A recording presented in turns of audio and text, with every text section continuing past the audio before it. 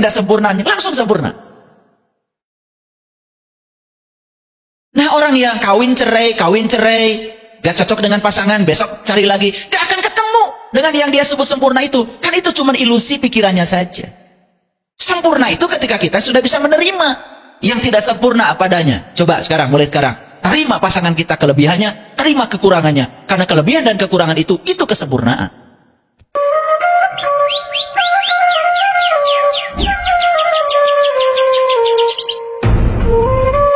Bismillahirrahmanirrahim. Assalamualaikum warahmatullahi wabarakatuh. Salam sejahtera untuk kita semua. Om Swastiastu, Namo Buddhaya, salam kebajikan, Sampurasun. Rahayu Sagung Dumadi. Mari kita bertekad saat ini, di sini, sekarang dan seterusnya, kita semua menjadi sumber cinta, sumber sukacita, sumber keberkahan, sumber kedamaian bagi semua makhluk di semua tingkatan, di setiap ruang dan waktu, dimanapun mereka berada.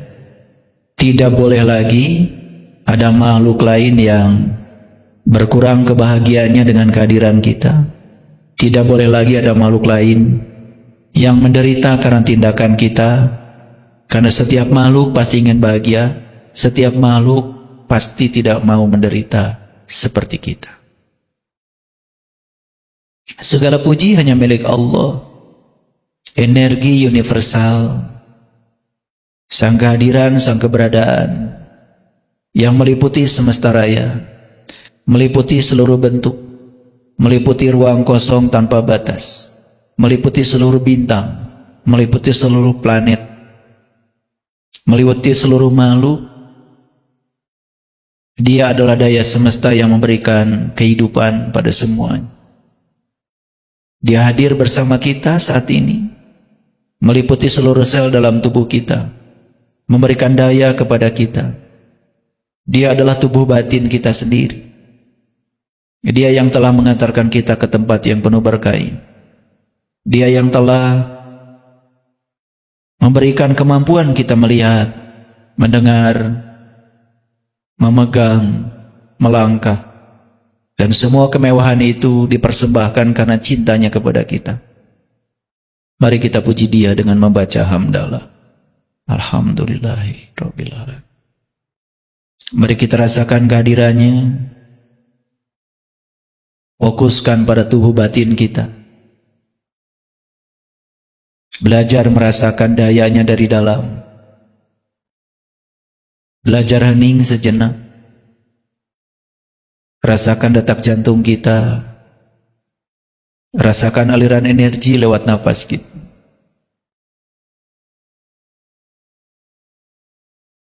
Sambil merasakan itu, kita mohon ridhonya, mohon berkahnya.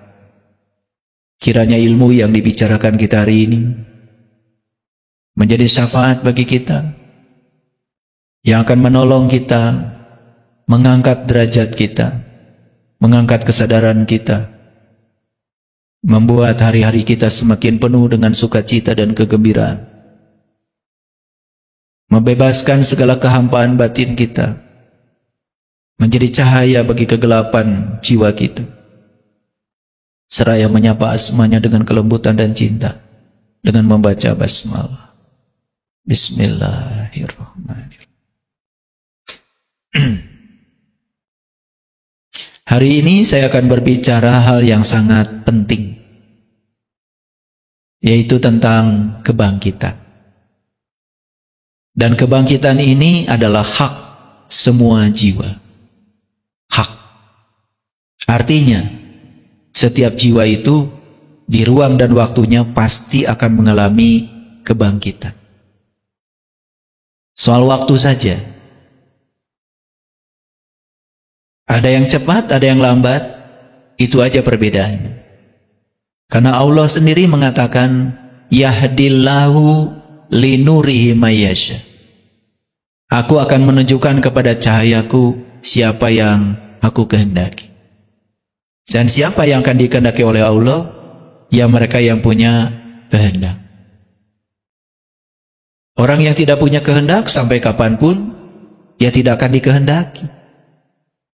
Ya gitu-gitu aja hidupnya.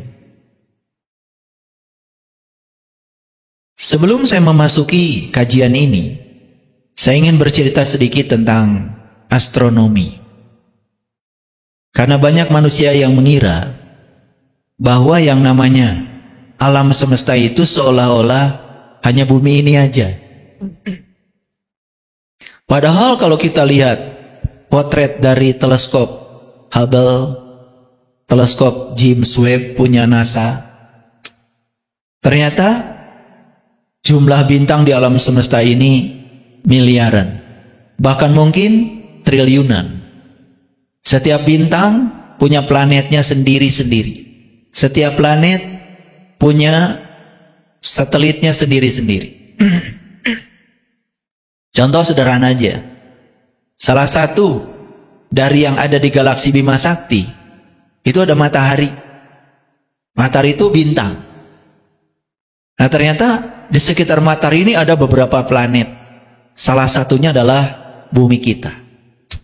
Dan ternyata bumi kita juga punya satelit, namanya bulan. Dan ternyata setiap planet juga punya satelitnya masing-masing. Hasil perhitungan astronomi, di satu galaksi saja, ini namanya galaksi Bima Sakti, planet yang kayak bumi ini diperkirakan jumlahnya tidak kurang dari 250 miliar buah. Yang kayak bumi ini.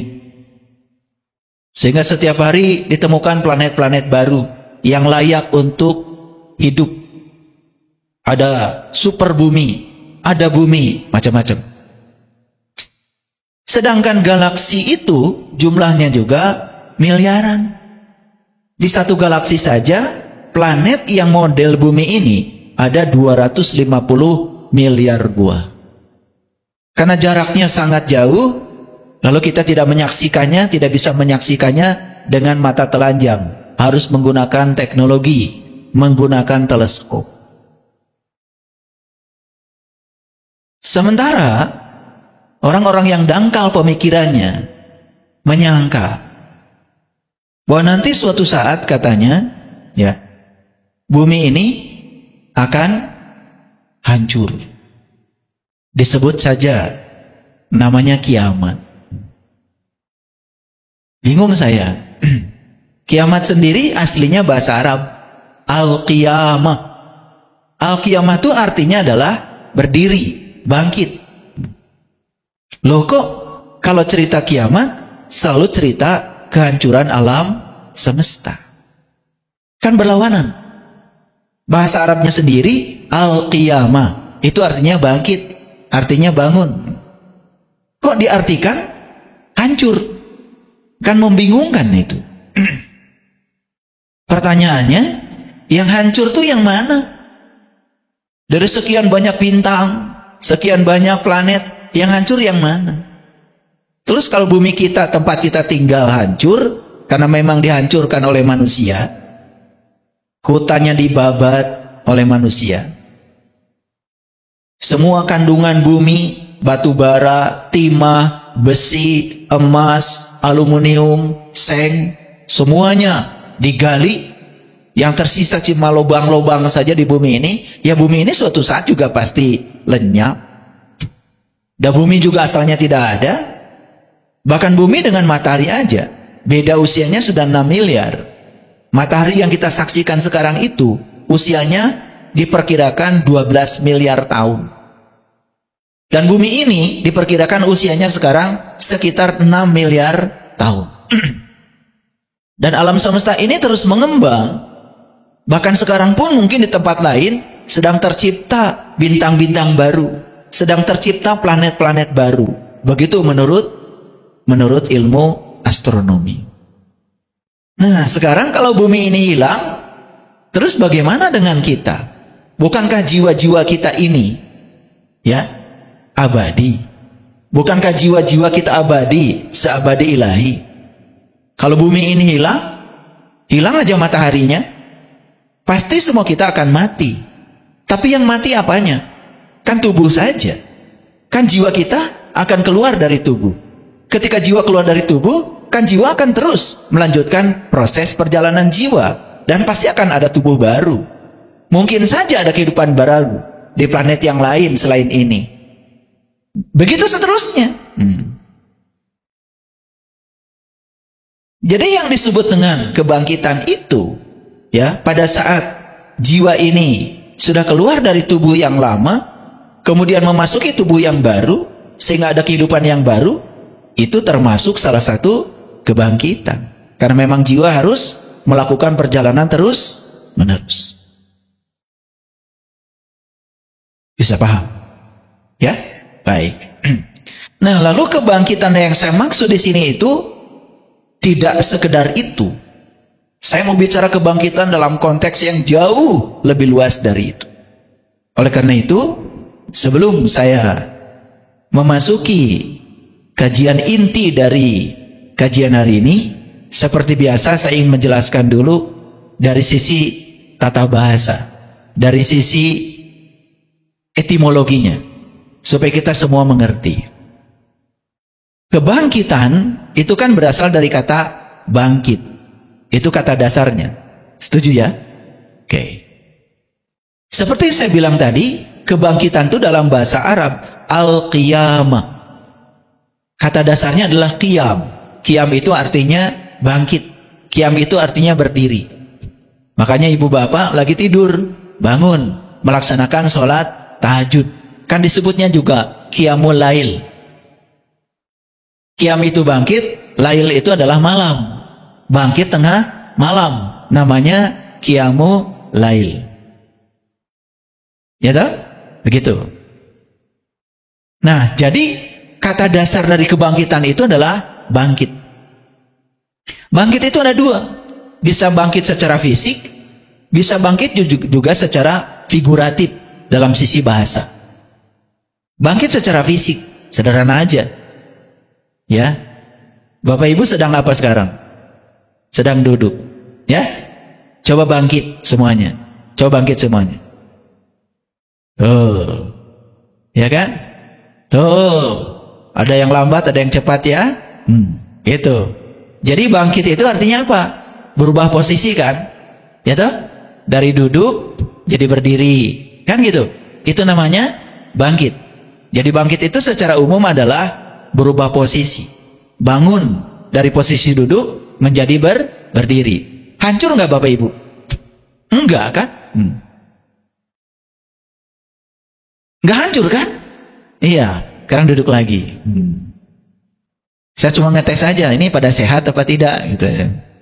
Ya, tadi ada yang cari pegangan ya. Cari pegangan. Nggak apa-apa, dites ya. Makanya sehat itu bukan tidak sakit Ibu Bapak, ya. Sehat itu tidak sama dengan tidak sakit. Sehat itu ya kita bisa bergerak selincah anak-anak, itu sehat namanya. Ya. Jadi kalau mau berdiri, berdiri, mau lari, lari gitu. Nah, sehat itu begitu, selincah anak-anak. Tidurnya sepulas anak-anak. Ya, gitu. Batinnya pun semerdeka anak-anak. Itu sehat itu namanya. Ya. Ya, itu. Anak-anak itu kan berantem. Habis itu tetap main lagi. Nah, itu sehat namanya. Ya. Kalau kalian kan habis berantem seumur-umur ya. Terus aja dendam. Nah, ini enggak sehat. Enggak sehat. Makanya sehat itu seperti anak-anak, ya. Makanya dalam sebuah kitab, ya, kitab suci dikatakan, kamu tidak akan pernah memasuki surga sebelum kamu menjadi anak-anak. Jadi surga itu ya itu, ya. Waktu kita anak-anak dulu, ya, ketika kita mengawali awal kehidupan. Makanya saat kita lahir ke dunia, mengawali kehidupan kan disebutnya Adam.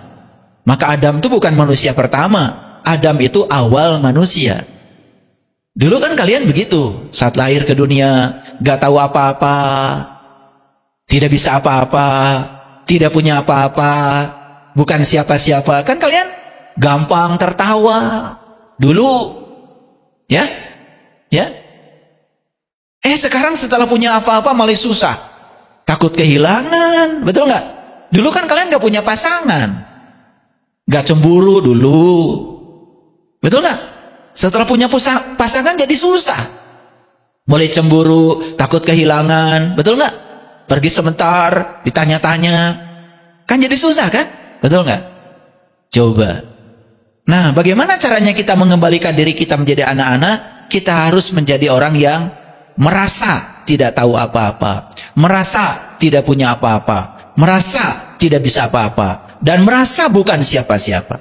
Coba, orang yang merasa dirinya siapa, lihat tuh, susah kan? Di jalan aja pengen paling dulu, pakai nguing gitu. Ya, orang penting mau lewat. Padahal semua orang kan di semesta ini penting, betul nggak? Iya, cuman merasa dirinya seolah-olah paling penting. Nyampe kantor juga paling main catur. Tapi di jalan merasa paling penting, itu. Ya kalian lah modelnya kayak gitu kan. Kecuali saya. Jadi kebangkitan itu bisa secara fisik, ya. Tadi udah dialami. Nah, kebangkitan itu bisa juga secara figuratif. Misalnya, bangkit semangatnya setelah mendengar kajian. Bangkit semangatnya setelah ada orang yang menginspirasi. Dan biasanya orang itu mengalami kebangkitan setelah mengalami keterpurukan. Ulangi ya. Biasanya orang itu mengalami kebangkitan setelah mengalami keterpurukan. Setuju dengan saya? Nah, itulah yang disalahpahami selama ini. Kiamat itu hari kebangkitan. Ya, kata Rasulullah, kiamat itu sudah dekat. Dan yang menentukan kiamat, ya kalian sendiri. Mau bangkit, nggak bangkit, ya terserah kamu. Dan biasanya, sebelum kebangkitan, diawali dengan proses kehancuran. Itu yang dipahami, sehingga kiamat itu hari kehancuran alam semesta. Padahal, kiamat itu artinya bangkit, dan kebangkitan selalu diawali dengan kehancuran. Itu prosesnya begitu. Kalian hancur ekonominya, karena bisnisnya mungkin ya kurang bagus, menempatkan uang di atas Tuhan. Lalu Tuhan yang maha pencemburu itu mengingatkan, kamu bisnisnya kurang sehat nih, menempatkan uang di atas segalanya, sehingga kamu menghalalkan segala cara untuk memperoleh uang banyak. Tuhan tidak ridho, ya sudah, hancur dulu tuh bisnisnya, supaya bangkit kesadarannya. Gitu. Timbulnya bangkit itu setelah kehancuran. Tetapi kemudian oleh kita dipahami seolah-olah ya kejadiannya benar-benar begitu. Padahal itu kan bahasa simbolik. Nanti saya tunjukkan ayatnya ya dalam Al-Quran. Tapi ngerti dulu sampai sini. Ya, pernah nggak Bapak Ibu mengalami kehancuran? Pernah. Ada nggak keinginan untuk bangkit lagi?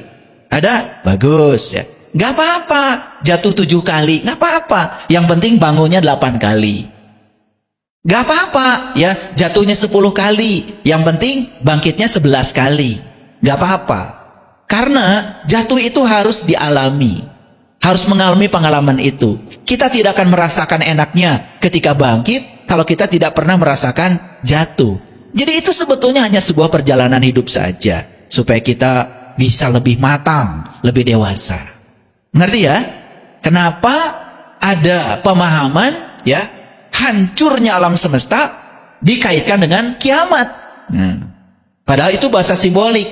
Konteks yang sebenarnya kebangkitan itu akan terjadi kalau kita sudah mengalami kehancuran. Betul nggak? Hancur rumah tangganya, ingin bangkit lagi, menata ulang dari awal. Ada nggak yang gitu? Ada yang gitu? Atau dibiarkan aja? Nah, makanya hari kebangkitan itu yang menentukan kita sendiri. Mau bangkit atau tidak, ya terserah Anda, kata Tuhan. Bisa mengerti sampai sini? Oke, kalau ngerti ini pelan-pelan ya. Seperti biasa, kecepatan ceramah saya masih 2 km per jam. Masih banyak polisi tidurnya nih, ya. Jadi, bangun dari tidur, bangun dari duduk, ya. Bangun dari posisi tidur atau bangun dari posisi duduk sehingga berdiri, itu juga disebut bangkit. Paham ya? Oke. Nah, ada yang mengatakan kebangkitan itu hidup kembali. Sering disebut bangkit dari kubur. Nah, ini juga sering didangkalkan. Bangkit dari kubur seolah-olah ya, dari kubur katanya kubur yang dimaksud benar-benar tanah. Padahal kalau sudah hancur tubuh ini, sudah menyatu dengan tanah, bagaimana bisa bangkit? Apakah ada kebangkitan itu? Ada. Gimana caranya? Tubuh ini setelah menyatu dengan tanah, diserap dulu oleh akar, jadi pohon, jadi buah, begitu kan? Ya, jadi singkong, jadi ubi, lalu dimakan oleh manusia. Setelah itu jadi saripati, nikah, jadi tubuh baru lagi. Nah, jiwa yang tadi sudah tidak punya tubuh, mungkin saja dapat tubuh baru. Kemudian, itu yang namanya hidup kembali. Itu kebangkitan. Jangan-jangan kita pun sekarang nih, yang pada hidup sekarang, sudah mengalami beberapa kali kebangkitan. Jangan-jangan kita ini pernah hidup, mati. Karena belum selesai urusan kita, maka diberi tubuh lagi. Supaya kita bisa bayar utang-utang lama kita.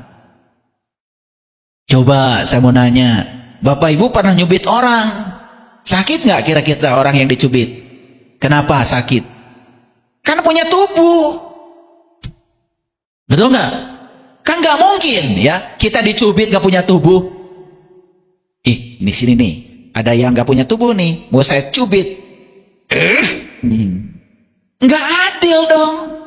Harusnya dicubitnya pada saat punya tubuh lagi. Makanya dia punya tubuh lagi nanti supaya saat dicubit sama sakitnya. Masuk akal nggak? Ini yang SD dulu ya. Jangan yang tinggi-tinggi dulu, nanti banyak yang nggak ngerti. Paham ya?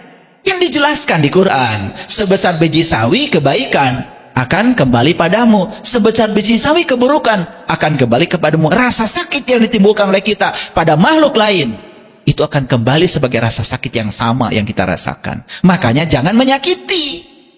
Makanya kenapa saya selalu di awal kajian saya bicara, mari kita bertekad mulai saat ini jangan ada lagi makhluk lain yang terluka, yang berkurang kebahagiaannya dengan kehadiran kita. Saya mengingatkan karena apa? Semua rasa sakit yang kita timbulkan pada makhluk lain akan kembali kepada kita. Coba kalau makhluk lain dipotong lehernya sakit nggak? Iya. Nah, rasa sakit yang ditimbulkan itu tersimpan di alam semesta, siap untuk dikembalikan pada kita lagi pada ruang dan waktunya.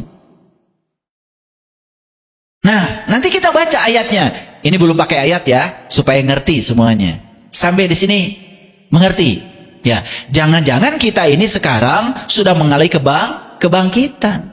Jangan-jangan hidup kita hari ini itu adalah akhirat dari kehidupan kita yang telah lalu. Jangan-jangan kebangkitan itu sudah kita alami berkali-kali. Karena kehidupan kita hari ini adalah akhirat dari kehidupan kita yang telah lampau. Coba Bapak Ibu, ada yang pernah ditipu nggak sama orang? Ada. Oke. Coba pahami, kok dia bisa nipu saya? Dan yang nipu orangnya itu. Yang ditipu bukan tetangga saya, kok saya? Itu pasti ada kaitan karma dengan kita. Orang yang menipu kita hari ini kepada kita, jangan-jangan dihadirkan semesta untuk melunasi utang kita. Kita pernah menipunya di kehidupan yang dulu, dan sekarang dihadirkan bersama di sini. Sudah dibangkitkan, sudah hidup kembali. Makanya hari ini bisa jadi adalah akhirat dari kehidupan kita yang telah lalu. Ini kita masih mikirin akhirat. Nanti lagi. Padahal hari ini kita sedang menjalaninya. Nah, makanya walal akhiratu khairul laka minal ula. Pasti, ya, hari ini tuh akan lebih baik dari hari kemarin. Pasti. Karena apa? Semua peristiwa yang terjadi di semesta ini tiada lain adalah kebijaksanaan Allah, cinta Allah demi membersihkan jiwa kita dari segala utangnya sehingga kita bisa kembali memenuhi ayat innalillahi wa inna ilaihi rajiun. Asalnya suci, kembali menjadi suci kembali setelah dilunasi semua utang-utangnya. Masuk akal? Masuk akal? Saya tanya dulu, punya akal? Oh ya, alhamdulillah kalau gitu ya. Salah pertanyaan saya. Punya akal ya? Kalau punya akal, masuk akal sekarang. Itu berarti saya percaya. Ya. Karena yang nggak punya akal nggak masuk-masuk, akalnya aja nggak punya. Oke, lanjut ya. Pelan-pelan ya. Udah mulai ngerti ya? Jadi gerakan perubahan itu juga kebangkitan. Bangkit ekonomi dari krisis itu juga kebangkitan. Pernah nggak kita mengalami krisis moneter tahun 98, betul? Iya. Wah, terpuruk ya ekonomi semua. Dolar juga terpuruk. Kemudian bangkit. Nah, itu juga kebangkitan. Jadi kebangkitan itu bisa jadi adalah perubahan. Nah, kita butuh kebangkitan yang hari ini, di sini, sekarang, bukan kebangkitan yang nanti. Karena hidup bukan nanti, hidup itu di sini, hari ini, sekarang. Saya mau nanya Bapak Ibu, Bapak Ibu bernapas nggak? Kapan? Sekarang. Bisa nggak napasnya besok?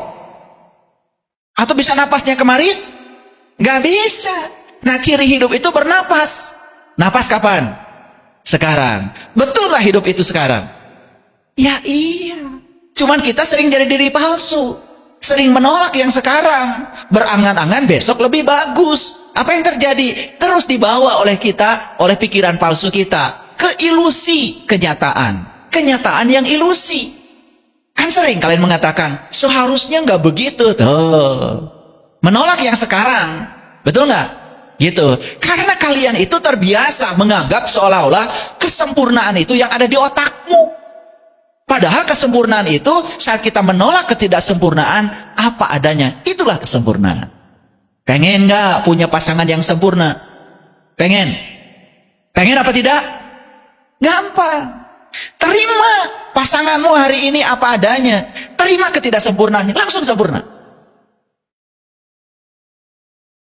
Nah, orang yang kawin cerai, gak cocok dengan pasangan, besok cari lagi, gak akan ketemu dengan yang dia sebut sempurna itu. Kan itu cuma ilusi pikirannya saja. Sempurna itu ketika kita sudah bisa menerima yang tidak sempurna apa adanya. Coba sekarang, mulai sekarang, terima pasangan kita kelebihannya, terima kekurangannya. Karena kelebihan dan kekurangan itu kesempurnaan. Langsung tenang. Paham sampai sini? Oke, lanjut kalau gitu.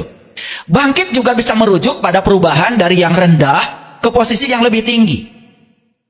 Pernah nggak kita mengalami satu kebangkitan dulu? Indonesia ini bisa merdeka tahun 1945 karena tahun 1900 berapa itu? Pernah ada yang namanya kebangkitan yang sekarang diperingati sebagai Hari Kebangkitan Nasional. Tanggal berapa itu? Sebentar lagi, 20 Mei. Saya juga nggak ngerti. Ketika ditanya sama tim IT, judulnya apa hari ini? Kebangkitan. Saya baru sadar kalau 20 Mei, Hari Kebangkitan. 3 hari lagi. Jadi cocok kayaknya ceramah ini. Ya. Nah, kebangkitan nasional. Kapan kita mulai kebangkitan? Begitu kita sadar. Sadar kita dijajah. Sadar dijajah tuh nggak enak. Betul nggak? Ya, sadar dibodoh-bodohin tuh nggak enak. Kan yang namanya penjajahan itu kan kita dianggap bodoh. Ya. Yang penting kita bisa memuaskan kekuasaan. Makanya kekuasaan itu terus menciptakan konspirasi supaya orang-orang bodoh nggak bangkit. Dulu kan nggak boleh sekolah sebebas sekarang. Karena bahaya ketika sekolah akan menghasilkan kebangkitan. Terutama kebangkitan kesadaran.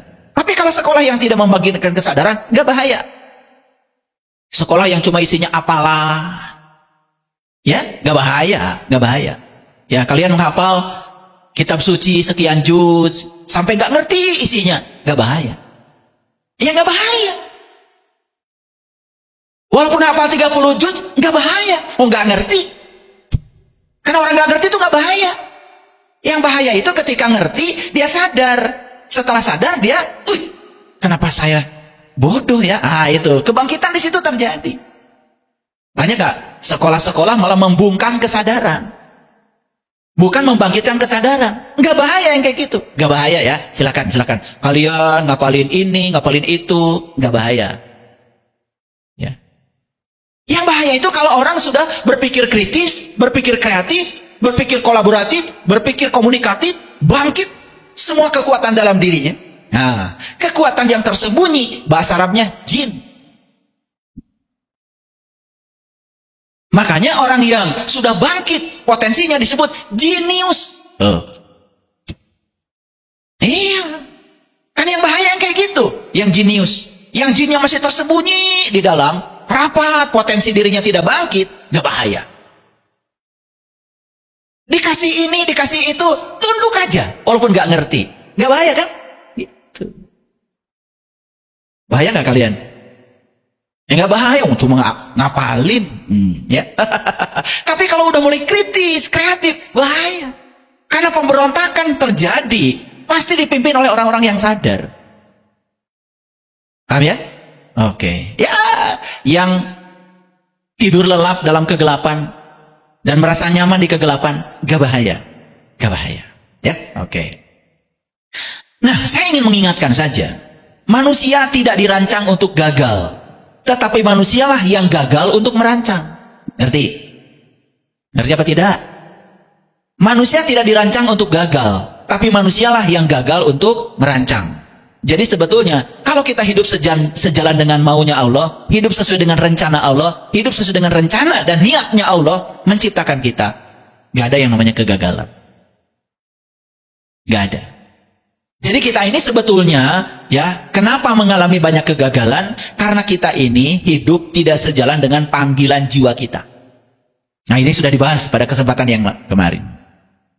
Orang bijak adalah dia yang hari ini mengerjakan apa yang orang bodoh akan kerjakan 3 hari kemudian. Ngerti nggak? Jadi orang bijak dan orang bodoh bedanya apa? Katanya ngerti. Diulang ya.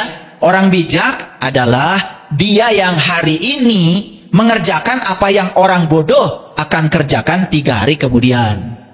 Jadi bedanya orang bijak dan orang bodoh apa? Hah? Ya beda waktu. Apa yang dilakukan oleh orang bijak hari ini, itu baru akan dilakukan orang bodoh 3 hari kemudian, itu aja. Beda waktu. Nah, beda waktu itulah yang menyebabkan beda kesadaran. Itu yang membedakan, kebangkitannya pun berbeda. Paham? Lanjut. Semua orang pernah gagal, setuju? Oke. Sebagian menyerah. Setuju? Siapa? Siapa? Sebagian bangkit kembali. Makanya di semesta ini cuma 2 kelompok manusia, pecundang dan pemenang. Siapa pecundang? Saat ada kegagalan, gak mau bangkit. Siapa pemenang? Saat ada kegagalan, dia bangkit. Ya sudah, kegagalan hanya keberhasilan yang tertunda. Begitu aja. Kira-kira Bapak Ibu masuk pecundang atau pemenang? Hebat. Keren ya. Ya, gak apa-apa. Kadang-kadang kebenaran itu harus dilahirkan oleh kesalahan. Gak apa-apa. Ya. Jangan dia aja. Lanjut dulu. Seseorang yang mampu bangkit setelah jatuh adalah orang yang lebih kuat daripada seseorang yang tidak pernah jatuh sama sekali. Bagus gak? Jadi jatuh tuh bagus gak? Bagus. Ada pengalaman.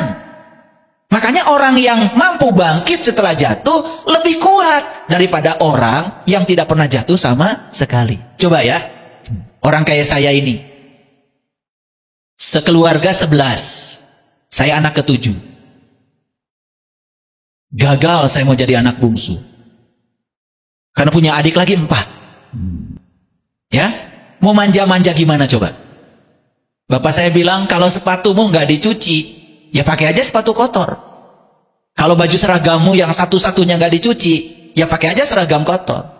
Tidak ada baju dicucikan ibu, dibajukan bapak, nggak ada cerita. Bahkan untuk makan pun, ya, tidak selalu tersedia di rumah, harus mencari sendiri. Kira-kira beda nggak dengan anak yang selalu difasilitasi? Beda nggak? Beda. Saya jatuhnya sering banget, sehingga kuat. Nah, anak yang nggak pernah jatuh, orang tuanya khawatir, main sebentar aja pergi, udah dicari, harus di rumah terus. Coba, jadi kuat nggak? Enggak.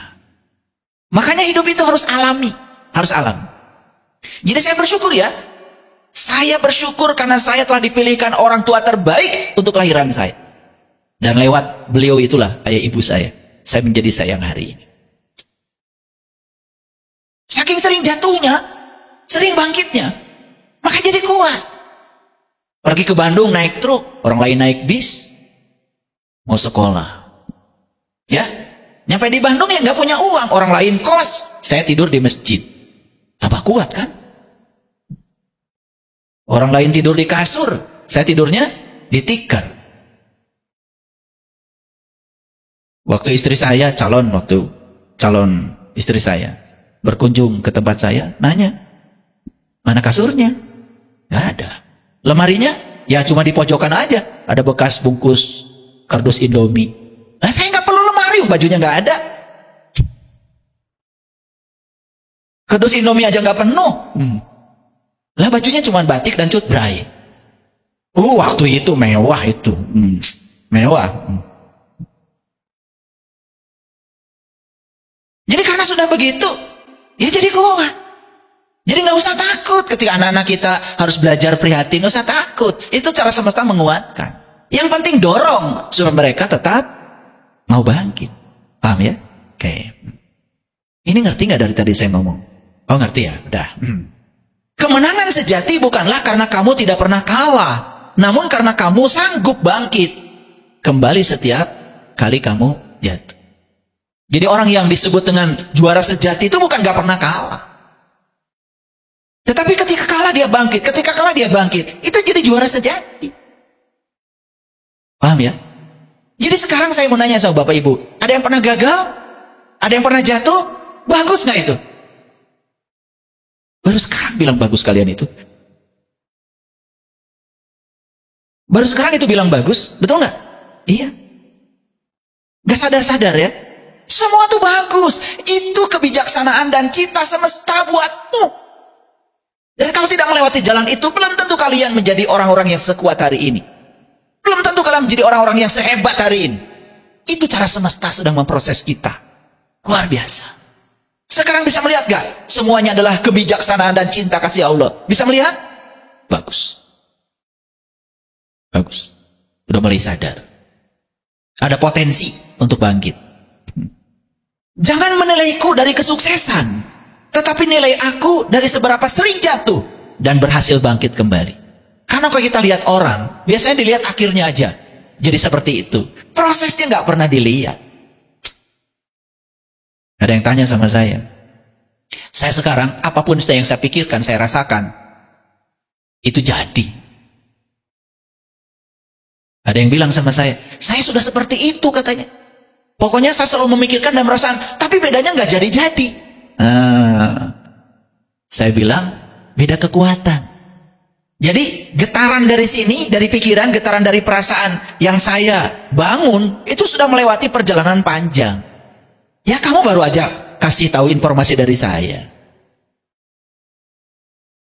Rasanya sudah sama kok. Saya berpikir begitu, merasa begitu, tapi bedanya kok nggak jadi. Itu karena getarannya belum selaras dengan getaran semesta. Pikiran, perasaan itu energi. Energi adalah vibrasi, energi adalah frekuensi. Itu semua adalah getar. Saya membaca sebuah artikel yang sangat luar biasa. Para ilmuwan di New York, tahu New York? Di mana coba? Ciparai? New York. Di mana kira-kira? Hah?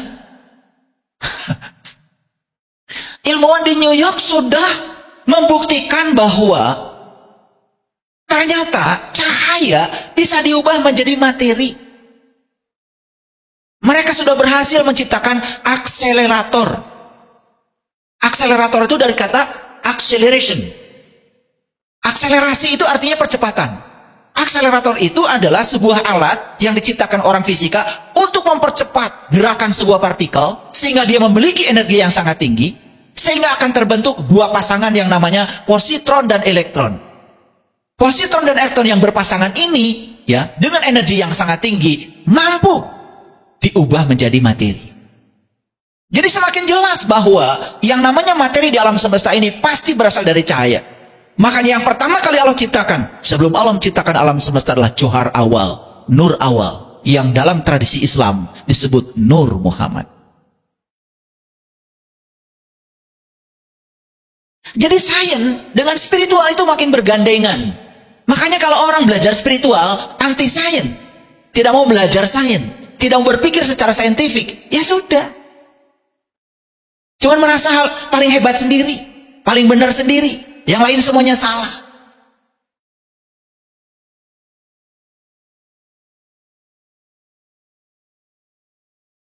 Jadi ada orang kerja, nggak saya ceritakan tempatnya di mana. Yang jelas yang kerja ini karyawan saya. Datanglah tuh, ya, seseorang. Beliau ini kerjanya, ya suka ngasih ceramah lah di masjid-masjid, gitu. Lalu, ya, diskusi dengan pegawai saya. Diskusinya apa? Seputar dunia dan akhirat. Jadi saya datang, saya memperhatikan diskusi itu. Nah, orang yang datang ini menganggap, karena dia ini adalah ahli dalam segalanya, ngasih ceramah, mantap, dia menganggap dia itu lebih soleh daripada orang yang kerja ini. Padahal orang ini jelas sedang kerja, sedang berbuat. Betul? Itu. Ini saya tanya, mohon maaf, Bapak kerja di mana? Saya nggak kerja. Lalu saya kok tiba-tiba meluncur mulut saya, kayaknya solehan Bapak ini deh yang kerja. Saya bilang gitu. Karena kita menganggap soleh itu seolah-olah orang yang ngajinya banyak gitu. Ke tempat ibadahnya sering, walaupun gak ada gunanya hidupnya, tidak bermanfaat sama sekali, gak kerja. Minta sumbangan dulu mulu. Kan kita menganggap itu soleh. Lalu karena dianggap soleh, dia menganggap seolah-olah orang yang kerja itu sedang mengerjakan urusan dunia ini salah. Padahal sebaik-baiknya manusia yang berguna bagi manusia lain. Betul nggak? Coba saya mau nanya. Yang sholat di masjid ini dengan yang bikin masjid ini, solehan mana? Ya dua-duanya soleh. Kalau yang sholat juga ikut bikin masjid. Paham ya? Paham nggak? Iya, cuma ngomong doang nggak nyumbang-nyumbang. Nggak soleh. Jadi jatuh itu biasa, Bapak Ibu. Tapi bangkit itu luar biasa. Sekali lagi, jatuh itu biasa. Tapi bangkit luar biasa. Siap untuk memasuki kajian yang lebih inti lagi? Oke, baik sekarang. Saya mau masuk sini. Pernah membaca nggak surat Al-Zalzalah? Yang bunyi awalnya itu, Iza zulzilatil ardu zilzalaha. Pernah dengar itu? Oke. Jadi Al-Zalzalah itu artinya adalah kegoncangan. Kegoncangan. Ya, goncang. Ya, ada yang mengalami kegoncangan keluarganya. Ada yang mengalami kegoncangan ekonominya. Ada yang mengalami kegoncangan spiritualnya. Ada yang mengalami kegoncangan kesadarannya. Bagus nggak kegoncangan itu? Bagus. Karena semua kebangkitan harus dimulai dengan kegoncangan. Yang nggak digoncang, nggak bangkit-bangkit. Jangan-jangan semua yang hadir di sini pun sebetulnya hadir di sini itu karena diantarkan oleh kegoncangan. Betul nggak? Ada yang kegoncangan fisiknya, mengalami berbagai macam penyakit. Betul nggak? Ada yang cancer, tumor, macam-macam. Kakak sadar. Gak siun. Siun maut. Betul nggak? Iya, gitu. Betul nggak? Bagus nggak kegoncangan itu? Bagus. Karena bagus saya akan bahas ayat ini. Idza zulzilatil ardu zilzalaha. Ketika bumi digoncangkan dengan goncangan yang sangat dahsyat. Lihat saya semuanya. Karena begitu ada kata-kata bumi, yang terpikir oleh kita adalah dunia ini. Betul? Ya memang, kadang-kadang digoncang juga di dunia. Ada gempa sangat kuat. Betul nggak? Nah, setelah gempa kemudian ada tsunami. Semua harta kekayaan hancur semua. Ada nggak peristiwa itu? Ada. Dan setelah itu manusia mengalami kebangkitan. Jadi memang kebangkitan itu harus diawali dengan kegoncangan. Kalau begitu kegoncangan itu cinta kasih Allah bukan? Kebijaksanaan Allah bukan? Pernah kalian digoncang? Pernah apa sering? Nerima apa tidak? Nerima apa tidak? Katanya cinta kasih Allah. Jadi cara Allah berbicara kepada kita itu kadang-kadang harus digoncangkan. Kalau nggak digoncangkan, kitanya nggak sadar-sadar. Kalau getarannya cuma kecil-kecil gitu, nggak sadar. Kadang-kadang harus digoncangkan. Goncangan itu berarti getaran yang sangat dahsyat. Oke, ayo kita lanjutkan. Ketika bumi digoncangkan dengan goncangan yang dahsyat, perhatikan saya sudah sampaikan. Ketika ada kata langit di Quran, pasti bicara alam-alam tinggi. Ketika bicara bumi, pasti bicara alam-alam yang sebaliknya. Ya, oke. Langit bicara alam-alam ruh. Bumi bicara alam-alam fisik. Itu bahasa simbolik di Quran. Karena langit dalam pengertian fisik nggak ada. Saya sampai sekarang belum pernah menyaksikan langit secara fisik. Karena yang ada adalah ruang kosong antar planet. Langit secara fisik, sampai sekarang saya belum pernah lihat. Itu yang warna biru, bohong. Itu peristiwa dispersi cahaya. Sinar matahari yang datang dari angkasa, memasuki atmosfer bumi, mengalami proses pembiasan cahaya. Timbul warna biru. Gunung juga. Dari kedekatan kan warnanya nggak biru. Dari jauh warnanya biru. Biru itu tipuan mata. Paham? Naik pesawat yang tinggi ke bawah juga lihat biru. Saking jauhnya. Oke. Jadi kalau berbicara tentang bumi, ini berbicara tentang segala hal yang bersifat materi, bersifat fisik. Oke. Bisa mengerti? Oke. Tubuh fisik bumi? Bumi. Harta bumi? Bumi. Keluarga bumi? Jabatan bumi? Uang bumi? Ladang bumi? Sawah bumi? Oke. Jadi terkadang harus digoncang dulu nih aspek buminya. Aspek materinya. Acungkan tangan. Pernah ada yang hilang mobil? Ada. Pernah ada yang tertipu uang? Ada. Ya, pernah ada yang mengalami penyakit? Gak karu-karuan gitu? Sampai tubuhnya sakit terus-menerus? Ada? Ada. Ini bagus saya cerita sama orang-orang yang sudah mengalami. Itu yang disebut dengan idza zulzilatil ardu zilzalah. Itu adalah goncangan bagi bumi. Karena apa? Kalau tidak digoncang materinya, ruhaniah kita nggak bangkit. Kegoncangan materi ini adalah cara Allah untuk membangkitkan ruhani seseorang. Ada orang yang digoncangkan ya buminya, baru sadar dengan ruhanian. Betul nggak? Betul apa tidak? Oke. Sekali lagi saya tanya, bagus nggak kegoncangan itu? Bagus. Oke, lanjut kalau bagus. Wa akhrajatil ardu asqalaha. Dan bumi telah mengeluarkan beban-beban yang berat yang dikandungnya. Lihat saya semua. Dengan kegoncangan yang terjadi pada bumi, pada segala yang bersifat materi, yang bersifat fisik, ya. Lalu bumi telah mengeluarkan beban-beban yang berat yang dikandungnya. Coba sekarang saya mau nanya, Bapak Ibu.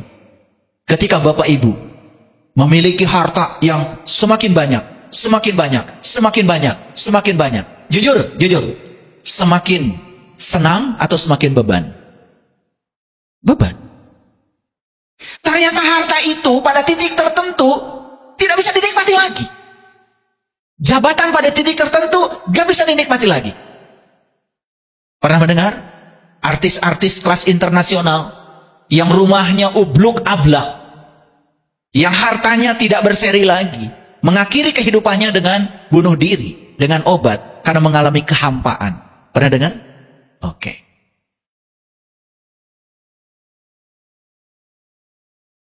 Itu kan cerita yang sangat bagus. Betul nggak?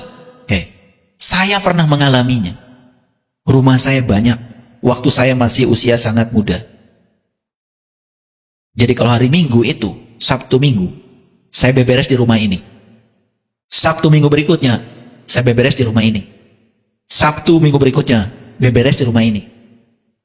Bayar listrik juga jadi banyak. Pajak juga jadi banyak.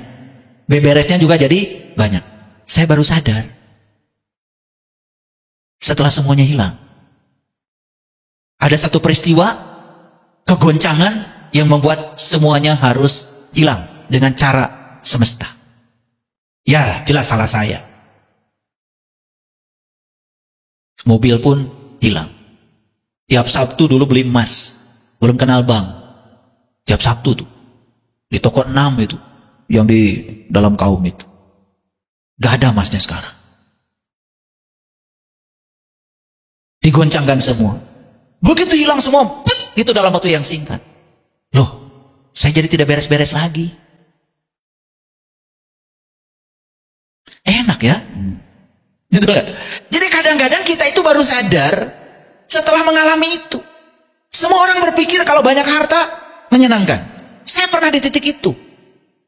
Ternyata tidak. Pada titik tertentu harta pun tidak bisa dinikmati lagi.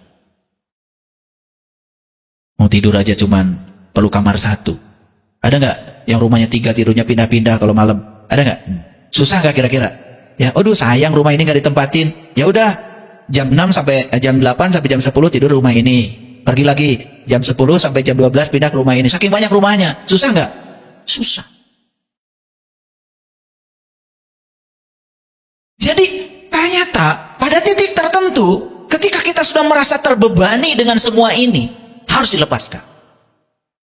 Pada titik tertentu jabatan pun tidak bisa dinikmati lagi. Betul nggak? Coba yang jabatannya tinggi, mau makan dengan keluarga aja nggak ada waktu. Betul nggak? Kalian yang nggak punya jabatan, enak kan makan di mana aja kan? Betul nggak? Iya, gratis lagi ya. Wa qalal insanu malah, dan manusia bertanya, mengapa menjadi begini? Nah itulah, semua manusia kalau digoncangkan pasti bertanya, mengapa jadi begini? Jarang manusia yang bertanya ketika digoncangkan, pesan apa yang sedang kau kirimkan kepadaku dengan peristiwa ini? Coba jujur-jujur Bapak Ibu, kalau digoncangkan hartanya, digoncangkan ekonominya, ya, digoncangkan tubuh fisiknya, pertanyaan Bapak Ibu, sama nggak dengan ini? Mengapa menjadi begini? Sama nggak?